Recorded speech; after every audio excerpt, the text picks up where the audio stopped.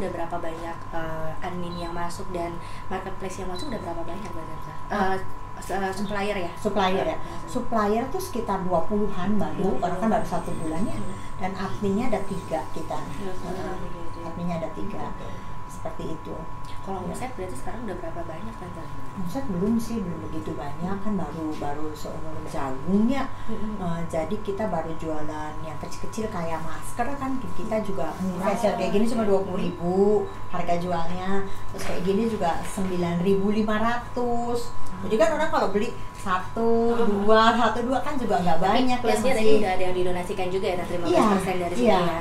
Udah didonasikan, dimasukin ke dalam kas. Setelah kita potong dengan biaya admin, masih ada tersisa, itu kita kumpulkan, kita akumulasikan, dan kita pakai untuk nanti kebutuhan sosial.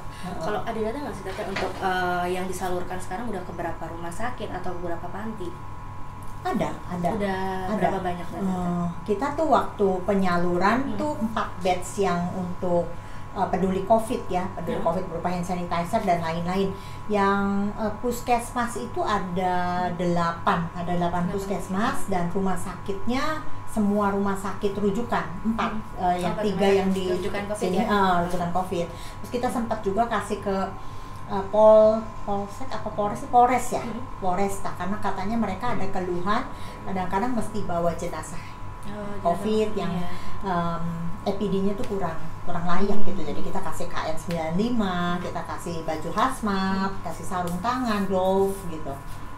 Tapi ke depan gimana sih Tante, maksudnya potensi sebenarnya Cirebon ini kan kota kecil yang berkembang ekonominya cukup bagus ya, tadi dinilai cukup bagus.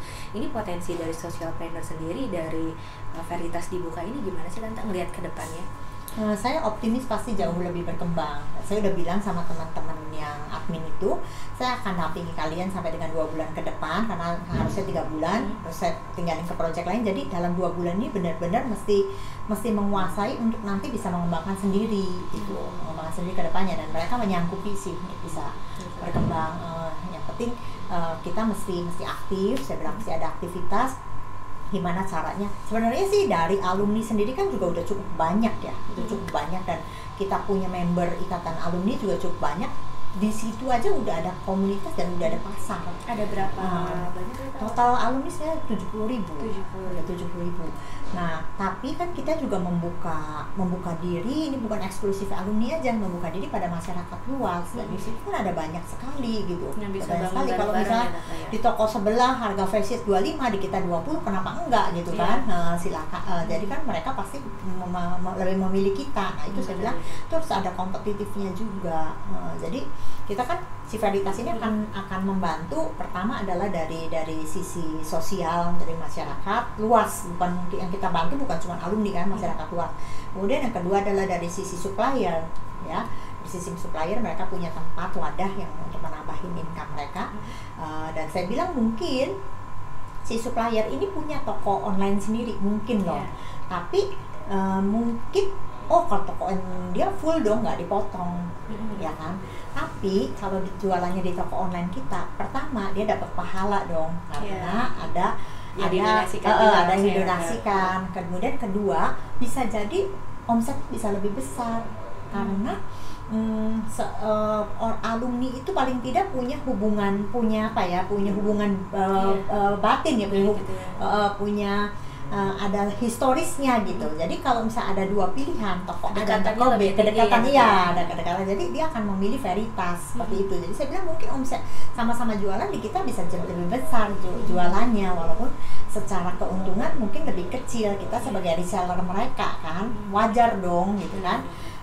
Ya seperti itu. Jadi kita membantu juga supplier yang berjualan di tempat kita. Kemudian kita juga membantu admin, ya kan, mendapatkan income tambahan. Dan yang keempat adalah kita juga membantu masyarakat untuk mendapatkan barang-barang yang lebih berkualitas dengan harga yang kompetitif. Iya, daripada mereka pilih-pilih banyak toko gitu kan. Ya udahlah, pokoknya ngelanggar aja di Veritas gitu. Udah diseleksi nama kita. Jadi semua barang yang beli di Veritas ini udah plus donasi ya Tante. Iya, betul. Tante, kalau bicara masalah bisnis tadi, semua bisnis pasti punya kendala ya Tante ya. Ini kalau di socialpreneurship ini kendalanya apa sih Tante? Ada yang beda nggak sih? Sebenarnya sih sampai saat ini ya tetap daya beli masyarakat itu kita lihat sekarang lebih menurun. Mungkin kalau ini dibuatnya dulu lagi sebelum COVID, mungkin bisa lebih booming, bisa lebih banyak penjualannya karena expenses masyarakat juga lebih besar gitu. Tapi ya saya bilang ya nggak apa-apa, mensiasatinya adalah dengan kita juga cari barang-barang yang cukup terjangkau dan dibutuhkan tadi sebenarnya. Dibutuhkan, mau nggak mau kan memang nggak ada lagi pandemik atau nggak pandemik ya mereka tetap butuh itu gitu. Ya udah kita jual itu yang seperti itu. Dan sebenarnya berjualan atau mulai bisnis di pandemi ini bukan salah satu ketakutan sebenarnya Tante ya. Berarti apa tuh Tante yang harus ditingkatkan berani bisnis di pandemi ini? Ya kita ketakutan ada ya, tapi pasti ada solusi juga gitu loh. Seperti contohnya ketakutan berbisnis di pandemik adalah resiko dong. Resiko kalau nggak laku, terus tapi barang jadi dead stock. Terus barang yang lagi tren kayak masker, face shield, terus yang vitamin ataupun itu harganya nih nggak bisa di apa ya, nggak bisa stabil gitu, nggak bisa diprediksi. Kita udah stok banyak tiba-tiba turun, nah, terus kan rugi dong, kita nggak bisa jual kalau mau bertahan pakai stok itu. Jadi saya bilang sama teman-teman untuk ngatasin seperti itu, kita jangan stok barang. Tapi supplier itu memang punya perjanjian dengan kita bahwa mereka mesti update stoknya dan mereka mesti sediakan stoknya. Kita hanya dropship aja gitu, begitu ada yang mau baru kita beli, karena kalau enggak kan nggak kebayang nanti rumah admin saya penuh sama stok barang. Udah itu adminnya terdiri dari beberapa orang, berarti barangnya juga mesti 3 kali, stoknya mesti 3 tempat dong misalnya. Kemudian juga untuk kontrol stoknya juga susah nantinya. Ya kan sebagai pengusaha saya harus menghitung juga resiko-resiko seperti itu. Jadi salah satu mengecek supply sama demand ya Tante ya. Iya. Dan maksudnya stoknya misalnya udah kejual berapa, saya katakan sediakan barang-barang misalnya yang gampang aja, di situ tuh ada ini deh yang gampang keripik kecimpring gitu ya. Kita stok masing-masing admin kasih 50, terus nggak laku, nanti kan melempem lah, expire lah, nah itu kualitas dari barang ya. Belum lagi nanti terjadi selisih, misalnya dari 50 itu di catatan pembukuan terjual 20, harusnya sisanya ada 30, ternyata sisanya ada 27. Gimana kita ngurusin sama adminnya kan, repot juga. Dan siapa yang akan melakukan stop oknum seperti itu. Nah hal-hal seperti itu yang akan membuat jadi kerugian dan membuat banyak waktu terbuang. Jadi ya udah, policy-nya untuk supaya kita berbisnis dengan nyaman di masa pandemik ini ya kita bikin rule bahwa semua supplier adalah yang menyediakan stoknya. Berarti itu untuk meminimalisir kerugian. Iya betul. Tadi kan poinnya adalah bagaimana di masa pandemik ini kita tetap berbisnis tanpa berisiko gitu. Terakhir ada pesan nggak sih sama harapan dari Veritas sendiri? Ya, dari Veritas sih kita berharap bahwa kegiatan ini bisa disupport oleh masyarakat luas, oleh alumni, karena kita ini punya niat yang baik gitu ya. Kita punya niat yang baik, kita juga bukan minta-minta dan menyusahkan. Kita benar-benar menjual sesuai dengan kebutuhan apa-apa yang memang berguna, bermanfaat untuk teman-teman seperti itu ya. Jadi mohon supaya bisa disupport. Supportnya itu bisa dengan cara ya kalau beli ada di beberapa tempat, tolonglah bisa beli di kita gitu ya. Kemudian supaya laris, banyak omset, admin juga menjadi lebih bersemangat, para pengurus juga masih bersemangat.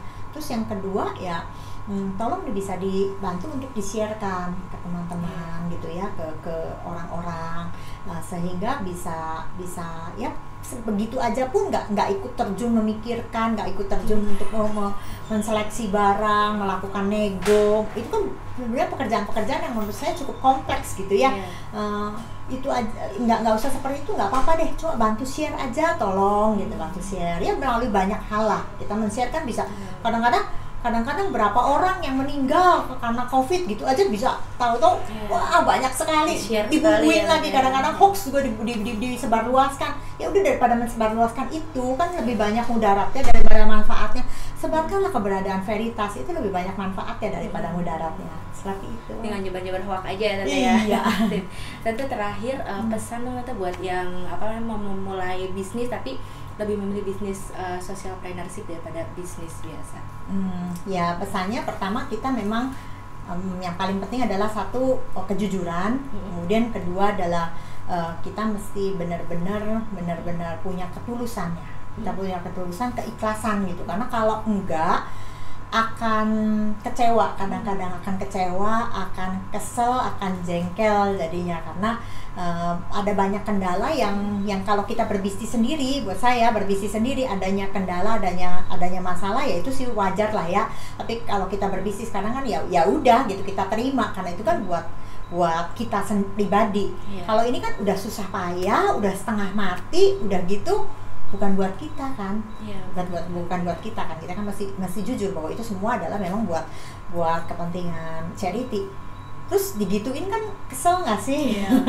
Nah itu kita mesti siapkan mental, bahwa ini adalah untuk kebaikan ya. Kita jangan lihat kesulitannya, tapi kita lihat bahwa berapa banyak orang yang bisa tertolong, berapa banyak manfaat yang bisa kita sebarluaskan. Mumpung kita masih hidup, kita ini kesempatan kita untuk bisa bermanfaat buat orang.